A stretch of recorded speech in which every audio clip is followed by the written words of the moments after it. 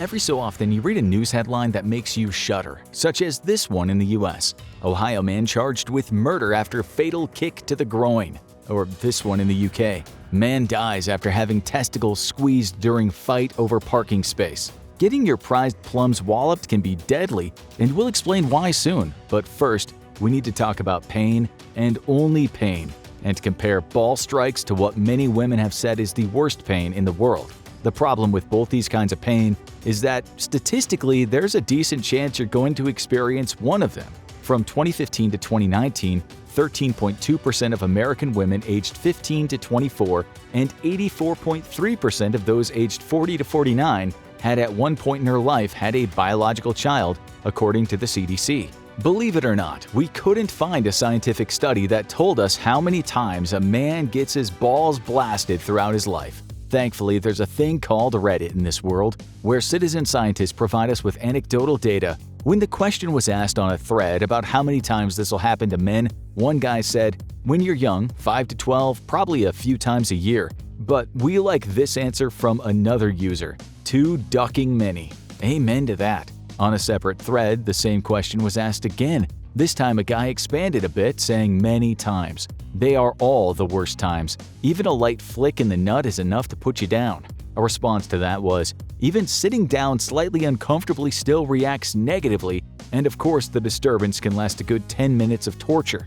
Okay, but why does it hurt so much? Why would nature, or maybe even a god with a sick sense of humor, stick a thing on your body that makes you as vulnerable as a mouse at an anger management conference for felines? If God made the world in 6 days, could he or she not have spent maybe an extra hour building ramparts for your testicles? Come to think of it, if God was a she, actually it's nature we need to focus on here, not celestial bodybuilders. If there was a vote and all the men who voted could choose to have their testes on the inside of their bodies, they'd all vote yes. Unfortunately, nature is more of a dictatorship than democracy. This wonderful pair of organs, which unfortunately have to hang outside of our bodies, produce unbelievable amounts of sperm. In a process called spermatogenesis, your overworked testes make millions of sperm every day, close to 1,500 sperm a second. A full sperm production cycle, meaning how long it takes your body to make sperm, is about 64 days, and in that time you will have generated around 8 billion sperm. It depends on how long you live, but if you live to an old age, you might create 2 trillion sperm. The process never stops until you die, although by the time you're 50, the production might be down to about 30% and go down more as you pass into your winter years. In one ejaculation, there could be anywhere from 40 to 500 million sperm cells inside that 5 to 25 calorie liquid of essential nutrients we call semen.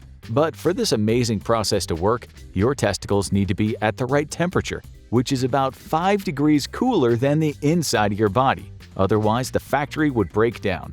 The reason why your balls shrink when you're cold is because they're trying to stay at this perfect temperature. In short, proteins won't fold correctly if the testicles aren't cooler than the rest of your body.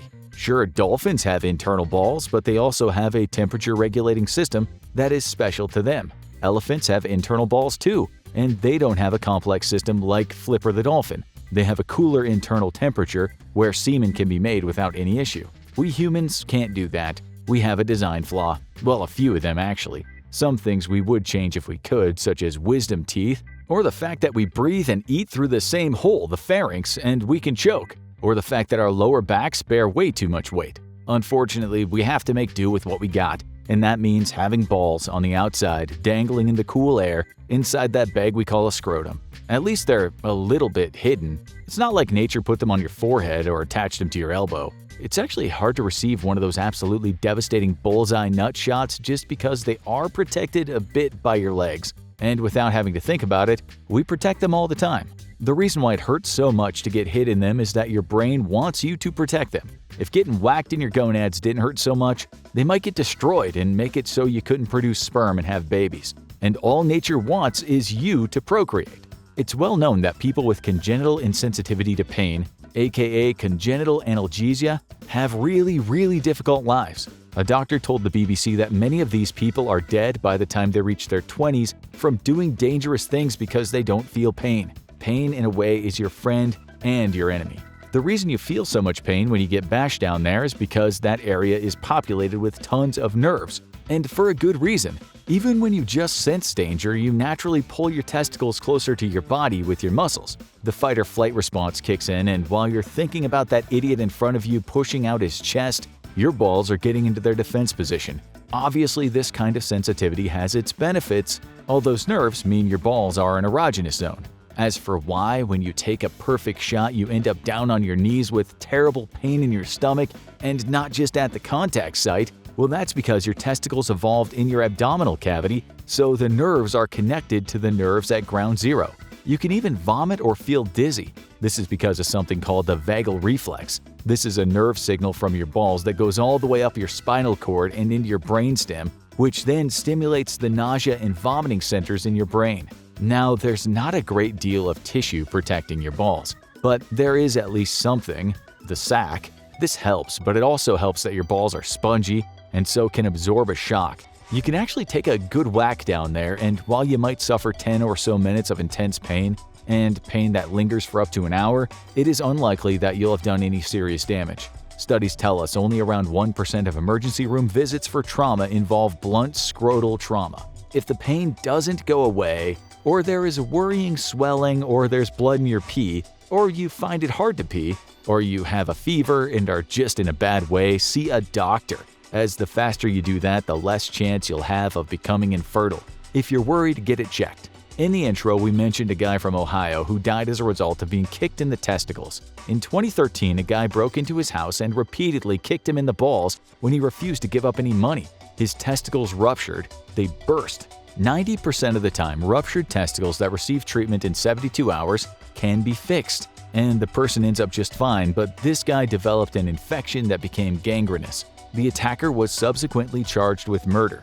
The UK headline, which was actually about an incident in China in 2012, involved a 42-year-old woman who had a scrap with a shopkeeper when he told her she couldn't park in front of his store. In the ensuing fight, she lunged at his balls, grabbing on for dear life. He collapsed and died, likely from cardiac arrest. In 2014, Vice published the headline, "An Irish teen went into cardiac arrest and was later put into a medically induced coma after a schoolmate yanked on his testicles last week." It seems this teen suffered from something called vasovagal syncope, which basically means the trauma and pain got so bad he fainted. Pain and extreme emotional distress can make you pass out, and something called a neurocardiogenic syncope can make your blood pressure suddenly drop, endangering your health and sometimes leading to death. This kid survived, but that guy in China might well have experienced this drop in blood pressure resulting in his death. It's incredibly rare for this to happen, and with the ruptures, as long as you get it seen to, it's also rare something fatal will occur as a result of infection or tissue death. What's important though is that getting kicked in the balls can be so damn painful that it causes you to faint and, in some cases, sets off cardiac arrest. That, dear viewers, is special. Okay, before we give you the results, we need to look at women who can be thankful they'll never have their balls squeezed to death. Even so, childbirth is no joke. You often see it on the lists of the most painful things that can happen to a person. Although it must be said, if you visit web forums, many women share very different experiences. In fact, according to a survey commissioned by the American Society of Anesthesiologists, 45% of women who had their first child said it was a better experience than they expected. These women had medical pain management, though. 9 out of 10 women in the survey said with pain management, things were actually fine. We don't want to put women off having children. It doesn't have to be a bad experience, and certainly not a horrific experience. Many women in testimonials said it was a beautiful experience with little pain, or at least tolerable pain. One said, "My 11-pound baby was born at home after only 1 hour.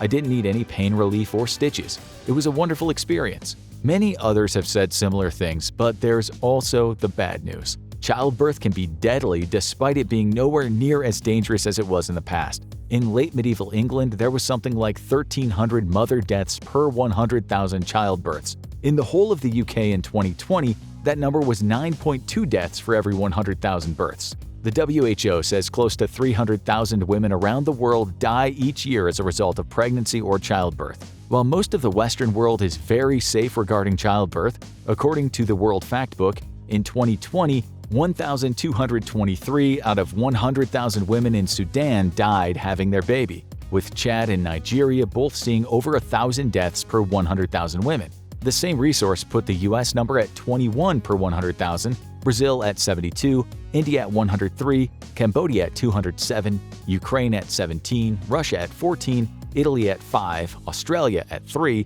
Poland and Norway at 2, and good old Belarus with the best rate at just 1 death per 100,000. But why does childbirth have to be so painful as well as involve quite a lot of risk in some nations? Was God a sadist? We doubt it, so we might ask again what nature was doing when it made childbirth painful. There's a thing we talk about called the obstetricial dilemma. This relates to the head of humans evolving and getting bigger, which is a good thing since you're watching this video intently using your big brain's wonderful capacity for learning rather than trying to stick your phone up your backside. Big brains are good, but big heads give women hell. In relation to those large skulls that come out of them, their birth canals and pelvis floors are quite small. Having a baby is like trying to poop out a pineapple. It was the development of the human pelvis that helped us get off of our dirty hands and start walking upright on 2 feet, what scientists call bipedal locomotion. Evolutionary anthropologists say women have good floor stability thanks to their low pelvic floor. But it's also the reason for all that pain and death.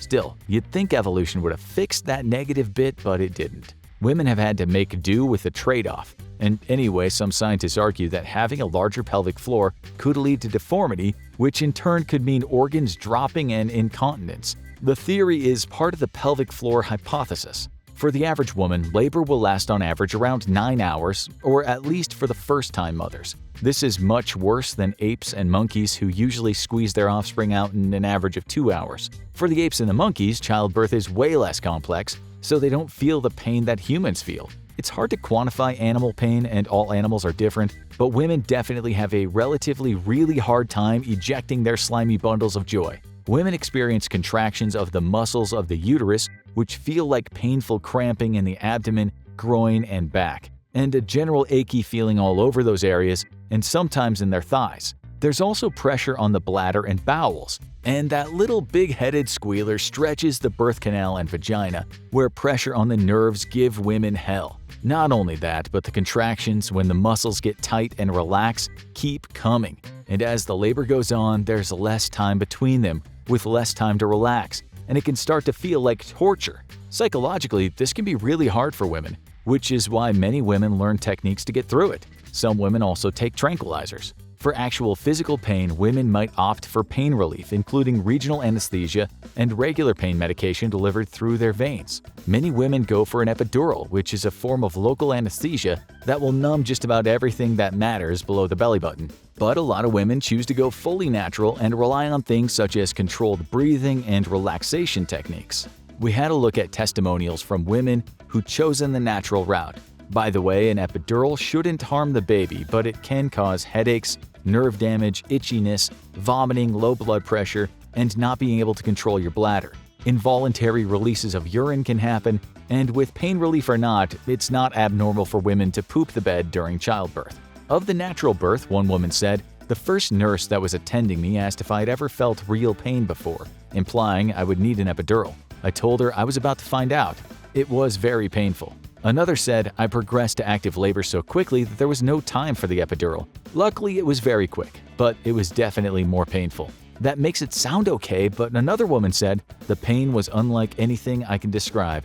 Yet another nightmarish comment said, "I pushed for over 3 hours and had burst blood vessels everywhere from the effort of pushing, even in my eyes." One woman explained, "I felt the pain was more intense than the first time. I remember screaming and asking the doctor to give me an epidural, but he was kind enough to withstand my tantrum." Some couldn't stand the pain, others were too distracted by the pain to even think about giving birth. But while there were torn vaginas and husbands getting screamed at like they were soldiers in boot camp, just about all the women we looked at said that they were glad they'd done it their way. So, when talking about childbirth, there are lots of variants to think about.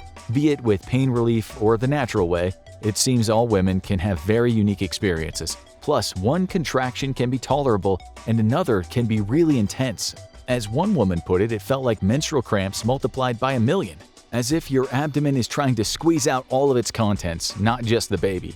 Then again, we found some women saying childbirth wasn't anything like as painful as they'd seen on TV. Some women said they loved it, even though they felt a bit of pain. So we have extreme pain to quite a bit of pain to women who said they didn't feel that bad at all. Some said it was just like pushing out a mega poop. Others talked about excruciating pains with all the pushing, stretching, tearing, and burning. Childbirth then is way more complex than a direct hit to the family jewels. With ball strikes, it seems you either get just a brush, which causes that mild, fleeting pain and strange feeling in your stomach, or you get that bullseye shot that renders you completely out of action on the floor, wanting to puke out your lungs with a possibility of trauma that might make you faint and stop your heart. They are very hard to compare then. Also, one seems externalized and the other seems internalized. Women might scream out loud, but when men get cracked in the nuts, they rarely scream. They just go very quiet, kneeling down with a look of absolute seriousness on their face as they seem to concentrate on the floor harder than they've ever concentrated in their entire life. It seems to us that this blinding pain a man feels could definitely be as bad or worse as severely painful contractions, but psychologically a man knows it'll pass pretty soon. A woman, on the other hand, doesn't know when it'll end or how much worse the next one will be. That's the definition of torture. 9 hours of that is far worse than any ball strike, although we'd hazard a guess that having your plums literally ruptured or crushed is certainly as bad as any contraction. In fact, maybe worse than a contraction. But today we aren't really talking about crushing balls. That's taking things too far. We'll say for a few minutes being kicked in the balls is a 10 on the pain scale, and while childbirth goes up and down the pain scale for those 8 or 9 hours, maybe hitting a 10 in some cases, but in most cases at worst, maybe hitting the 8 or 9 mark. Pain is totally subjective, but we'd say the intensity of ball strikes in general, if they're proper full-on strikes, hits a 10, while childbirth occasionally hits the 10. Even so, childbirth in general is much worse because of the time it takes and the possible torturousness of the entire experience. We'd love to give you a definitive scientific answer, but just like with all forms of pain, that's just not possible. Regardless, we think our conclusion is sound. Now, you need to watch this classic, The Worst Pain Ever? These injuries will make you cry like a baby. Or have a look at lucky ways people survived certain death.